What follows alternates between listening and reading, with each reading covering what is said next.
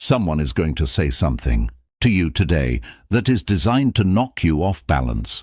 Maybe they already have. A comment that stings, a challenge you didn't see coming, a moment where your mind went blank, and hours later, in the shower, you thought of exactly what you should have said. The Stoics had a name for that feeling. They called it being conquered without a sword. But what if you never had to feel that again? What if, instead of scrambling for words, you had 7 responses so calm, so precise, so philosophically grounded, that they didn't just answer the person in front of you, they silenced the noise inside you? That's what this video is. Stay with me. Welcome back to Wisdom of the Stoics, the place where ancient philosophy meets the battles of modern life. If you're new here, I want you to know something before we go any further. This channel is not about feel-good advice. It's not about quick fixes or hollow affirmations. What we do here is go into the original texts, the meditations of Marcus Aurelius, the letters of Seneca, the discourses of Epictetus, and we pull out the philosophy that actually works. The kind that has survived 2,000 years, precisely because it was built for the hardest moments a human being can face. Today is one of those moments, and before we get into the 7 responses, I want to ask you something honest. When was the last time someone's words, one sentence, maybe even just one word, completely derailed your day? Take a moment. Think about it, because I think the answer tells us everything about where our true work begins.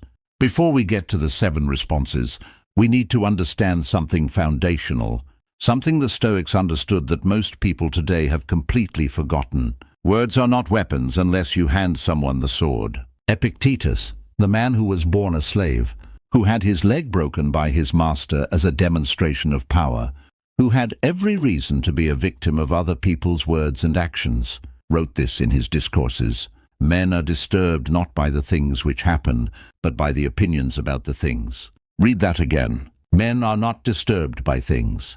They are disturbed by their opinions about things. This is not a motivational slogan. This is a radical claim about the architecture of human suffering.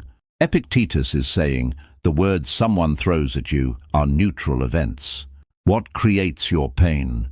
What makes your face flush, your hands shake, your sleep disappear, is not the word. It's the story you build around the word the moment it lands.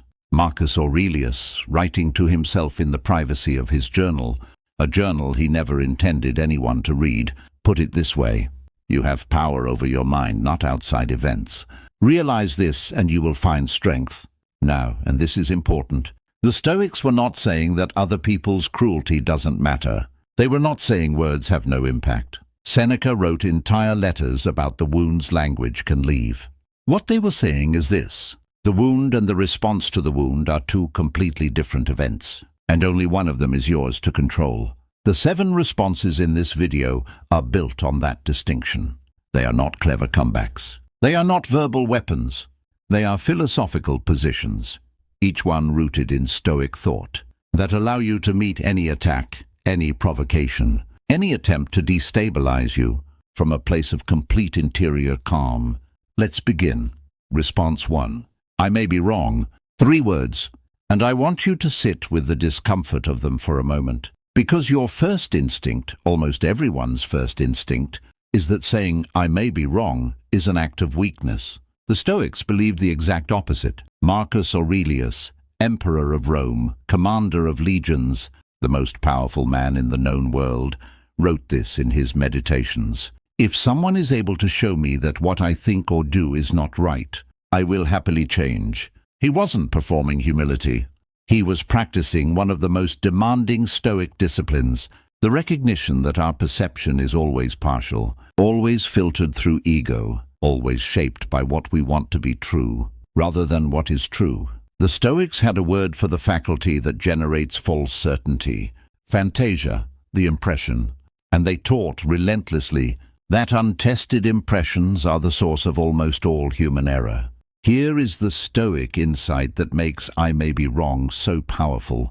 The person attacking you is trying to provoke your ego. They want you defensive. They want you contracted, rigid, fighting. Because a person fighting to protect their ego is predictable, manageable, and ultimately weak. But when you say, I may be wrong, genuinely, calmly, without performance, you remove the target they were aiming at. You give them nothing to push against. And you simultaneously signal something that unsettles every aggressor. I am not afraid of being wrong, which means I am not afraid of you. There's a story about Epictetus being confronted by a student who argued loudly and aggressively that Epictetus's teaching was inconsistent.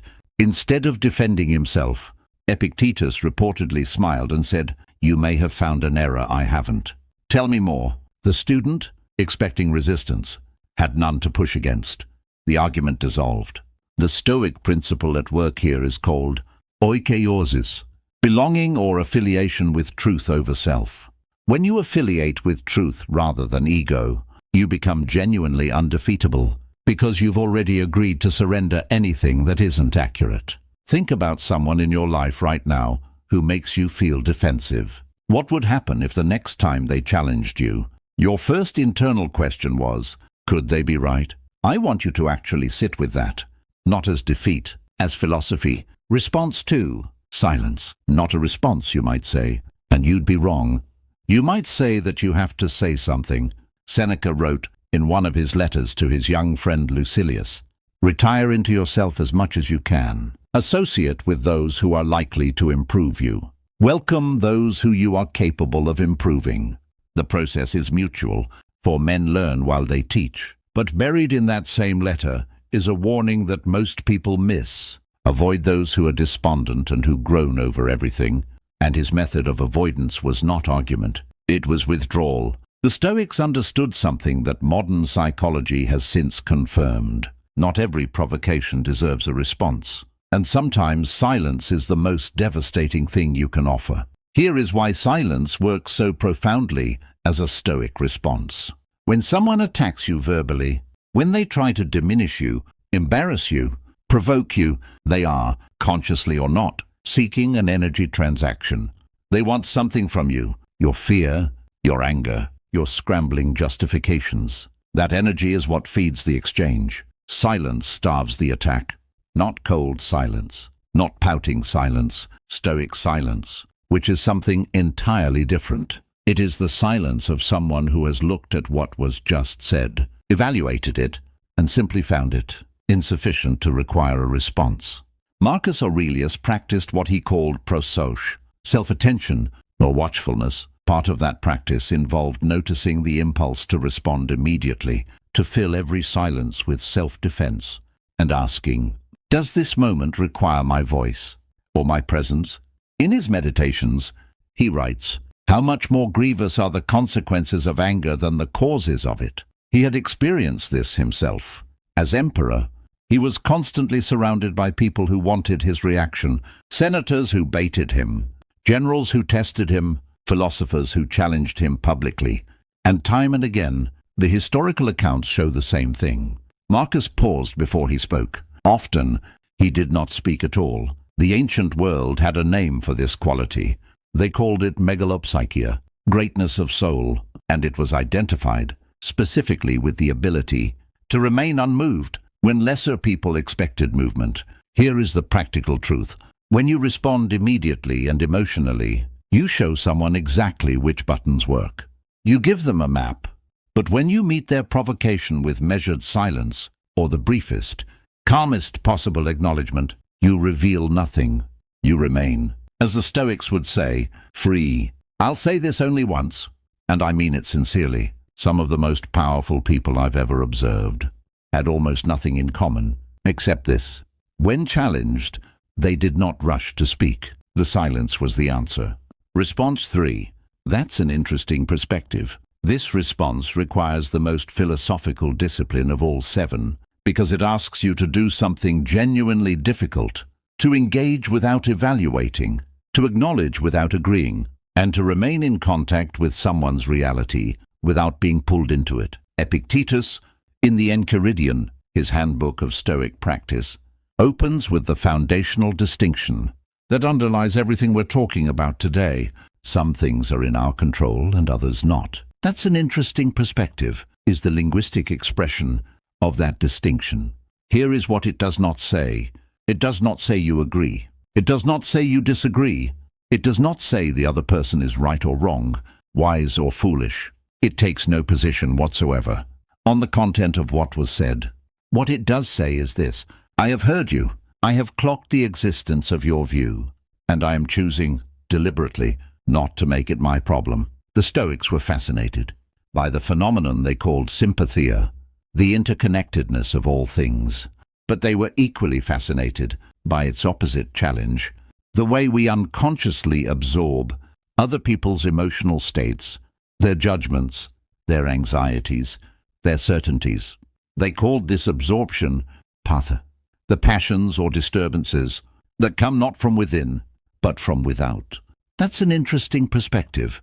Is a firewall. It creates what Epictetus called diastema, distance, interval, space between the impression and the response. Now, and I want to be precise about this. This response must be genuine, to be Stoic. The Stoics had no time for performance or manipulation. If you say, that's an interesting perspective, while internally seething, you've learned nothing. The point is to mean it, to genuinely position yourself as someone who finds the diversity of human opinion interesting rather than threatening. Marcus Aurelius returned to this theme repeatedly in his meditations. He was surrounded by people whose opinions he found wrong, whose behavior he found troubling, whose politics he found corrosive, and yet he wrote, again and again, exercises in genuine curiosity about what drove those people. When you wake up in the morning, tell yourself, the people I deal with today will be meddling, ungrateful, arrogant, dishonest, jealous, and surly. But I have seen the beauty of good and the ugliness of evil, and have recognized that the wrongdoer has a nature related to my own. He didn't say tolerate wrongdoing. He said recognize the shared humanity. Find it genuinely interesting that people arrive at such different places from the same starting point. That's an interesting perspective means when a Stoic says it. It means, I see you as a human being, arriving at a conclusion through a process I can examine without threat. Leave a comment below. I genuinely want to know, what is a situation in your life right now where that's an interesting perspective would completely change the dynamic? I read every comment on this channel. Tell me. Response 4. Let me think about that. We live in a culture that has made speed into a virtue. Respond instantly. React in real time. Never let a moment pass without filling it with your opinion. The Stoics looked at this tendency 2,000 years before Twitter, 2,000 years before the comment section, and they identified it as one of the most reliable paths to hamartia, error, the missing of the mark. Seneca wrote, I will keep constant watch over myself, and, most usefully, will put each day up for review. The daily review, the exam, that became a cornerstone of Stoic practice, was built on a single premise. Time reveals what haste conceals. Let me think about that. Does several things simultaneously, all of them Stoic. First, it honors the Stoic commitment to logos, reason, the rational faculty that distinguishes us from animals, and that the Stoics believed was our most divine attribute. To rush a response is to let the lower faculties, impulse, ego, emotion, speak before reason has assembled itself. Second, it signals to the other person something genuinely disarming. You take them seriously enough to think about what they've said. This is not weakness. It is respect that most people are completely unprepared to receive, especially when they were expecting a fight. Third, and this is the subtlest Stoic point, it buys you the space to practice what Marcus Aurelius called hypomone, patient endurance, the willingness to sit in the discomfort of not having an answer yet without needing to escape that discomfort with noise. There is a remarkable account from the historian Cassius Dio about Marcus Aurelius presiding over legal disputes. Unlike many emperors who were known for quick, decisive, often capricious judgments, Marcus was known for asking follow-up questions, requesting time, consulting precedents, and sleeping on decisions before rendering them. His contemporaries sometimes found this maddening. History has vindicated him entirely. In your own life, this response transforms confrontations.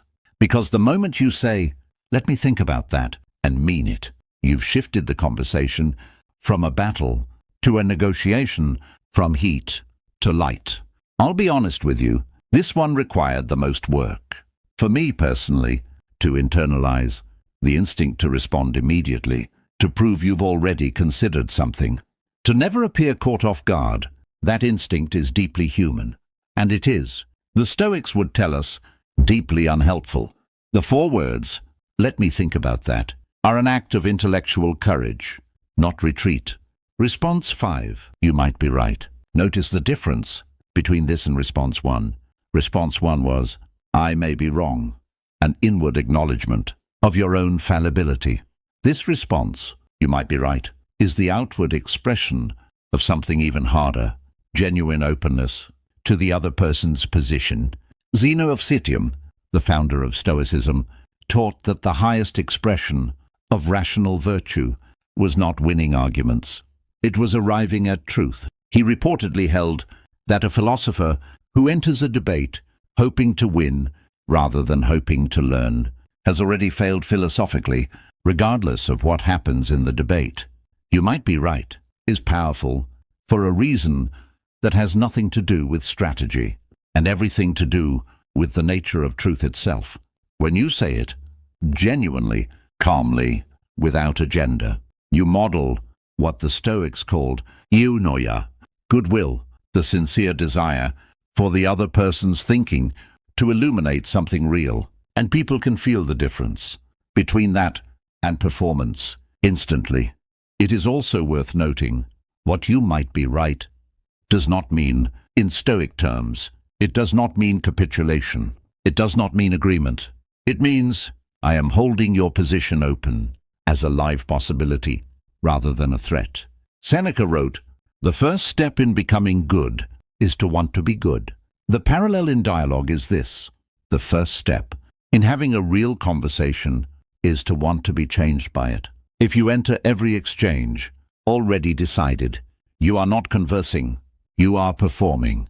And the Stoics had no patience for performance dressed as philosophy. Here is something I want you to genuinely sit with. The last time someone convinced you of something, when did it happen? And what made you open to it? I will wager that in almost every case, it wasn't the force of their argument that moved you. It was the feeling that they respected you enough to genuinely want you to understand that they were not trying to defeat you. They were trying to reach you. "You might be right" is how you give someone that feeling, even in the hardest of conversations. Response 6. This doesn't require my reaction. Now, this response is rarely spoken aloud. It is primarily an internal response, a Stoic intervention you perform on yourself. In the half-second before you open your mouth and say something you'll spend hours regretting, but sometimes said calmly, without drama, without cruelty, it can be said. And when it is, it carries enormous power. Epictetus returned obsessively to the concept of prohairesis, the faculty of choice, the will, the part of you that decides what to engage with and what to let pass. He considered prohairesis the very essence of human freedom. Everything else, your health, your reputation, other people's opinions of you, even your life, he placed in the category of toughness, external things, things not ultimately yours to control. "This doesn't require my reaction" is an act of prohairesis. It is you exercising the one freedom that no one can ever take from you, the choice of what to give your energy to. Marcus Aurelius put it in military terms because that was the frame he understood. You can commit injustice by doing nothing, but he balanced this constantly with another insight: the impediment to action advances action. What stands in the way becomes the way. Not every obstacle is meant to be fought. Some obstacles are tests of your ability to recognize them as not your battle, not your weight, not your problem. There is a scenario. I want you to imagine. A colleague says something dismissive of your work in front of others. Your face flushes. Your heart rate goes up. Every instinct says, defend yourself. Explain. Push back. Make them look wrong. The Stoic looks at that cascade of instinct and asks a single question. What is the best outcome I can achieve in the next 60 seconds? And what is the best outcome I can achieve in the next 60 days? Often, those two answers are completely different, and the Stoic consistently chooses the longer view. This doesn't require my reaction, said or unsaid, is the choice to play the longer game. It is not passivity, it is strategy, elevated to philosophy. If this is landing for you, if these ideas are doing something inside you, I want you to hit subscribe right now. We go this deep on every video. Stoic philosophy for the actual battles of actual life. That's what this channel is for. Response 7.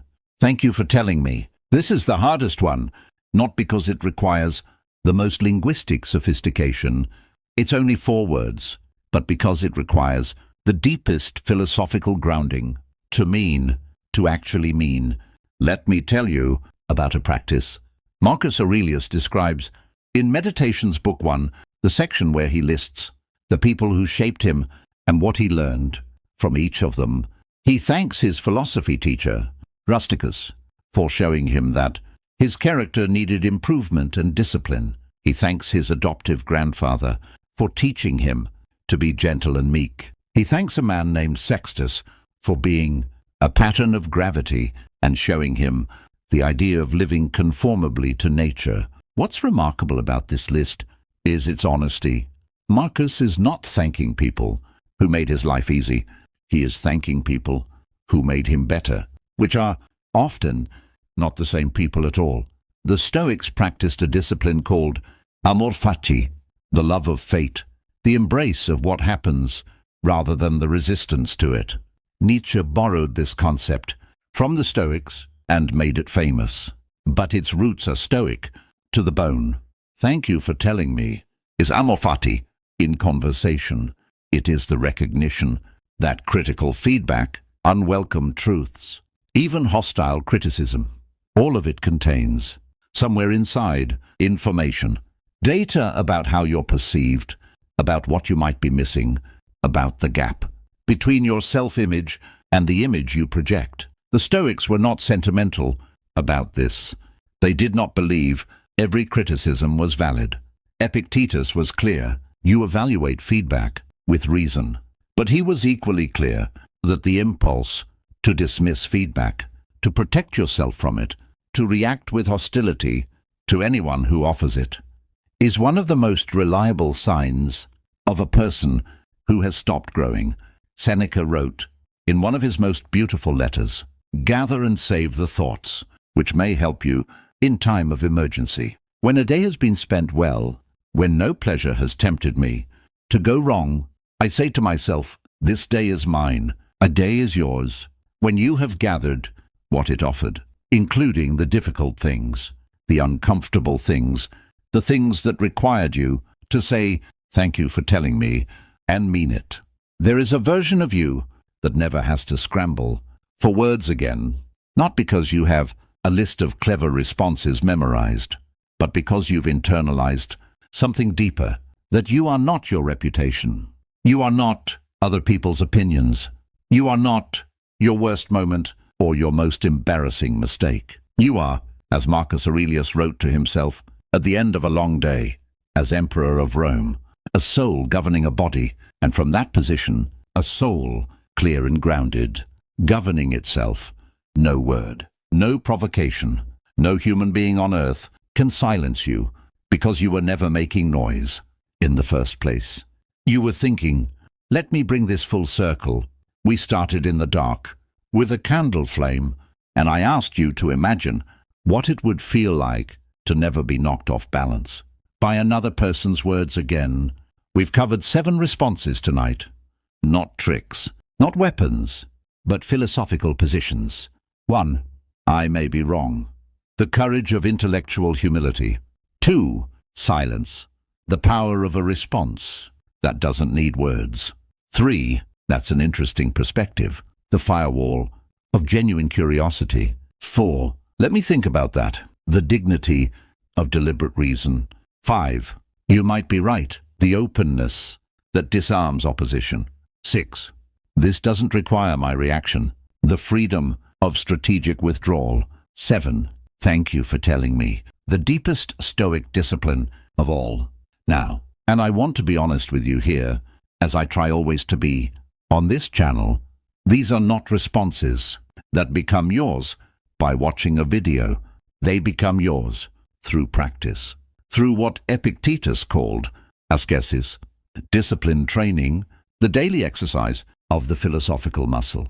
Marcus Aurelius didn't write the Meditations because he'd mastered Stoicism. He wrote it because he was still practicing every day, despite being emperor, despite being surrounded by war, corruption, plague, and loss. He wrote it to hold himself accountable to the person he was trying to become. I want to suggest something for you right now, tonight. Pick one of these 7 responses, just one, and try it genuinely once tomorrow. In the most ordinary context, you can find, not in a crisis, just in a regular moment where you feel the old pull to react quickly, defensively, emotionally. Try the Stoic response instead, and come back here and tell me what happened. That's what this channel is for, not just to learn about Stoicism, but to live it. If this video gave you something today, a thought, a shift, even just a question, please share it with one person in your life who could use it. That single act of sharing is how philosophy has always survived, person to person, idea to idea, generation to generation. Hit the like button, not because algorithms matter, but because it tells me this kind of depth is what you want more of. If you're not yet subscribed to Wisdom of the Stoics, now is the time. We release new videos regularly, and every one of them goes this deep. Every one of them is built for the real challenges of a real life. And in the comments, I genuinely want to know, which of these 7 responses do you think will be hardest for you to actually practice? Not hardest to understand, hardest to live. That's the real question. I'll be in the comments. Until next time, stay grounded, stay rational, and remember what Marcus Aurelius told himself. On the mornings when the world felt heaviest, you have power over your mind, not outside events. Realize this and you will find strength.